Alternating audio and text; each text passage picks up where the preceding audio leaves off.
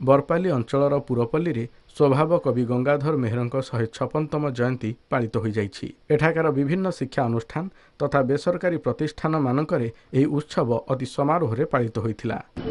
वसुदेव कुटुंबकम जो अछि हमर वेद उपनिषद रे तार माने सेमती गुटे से तांकर कविताटा कोनोसी माने गोटे धर्म कि जाति भितर आवेदन कि समग्र विश्व से तांकर लेखनी चालना कर आम समस्ते गर्वित आमर अंचल माने से जन्मग्रहण करते। गंगाधर सारस्वत सम्मान दिया जाउची प्रोफेसर बाउरी बंधुकरन को एवं गंगाधर प्रतिभा सम्मान दिया जाउची श्रीयुक्त गणेश राम नाहकं को।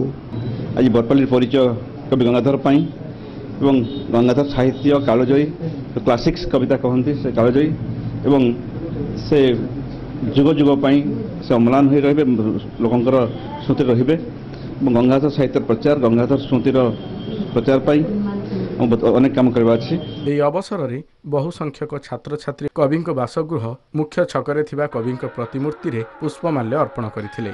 बरपाली मेहर समाज आनुकूल्य रे सुसज्जित गंगाधर रथ बाहरी नगर परिक्रमा करथिले। संध्यारे आयोजित होइथिबा कार्यक्रम रे मंत्री सुशांत सिंह मुख्य अतिथि भावे जोग देथिले। अन्यतम अतिथि भावे सांसद डॉक्टर प्रभास कुमार सिंह और प्राध्यापक मृत्युंजय रथ मध्य एही कार्यक्रम रे योगदान करथिले। बरपाली वीडियो जर्नालिस्ट भिकिंको सह राजेंद्र मेहर, लाइव ओडिशा।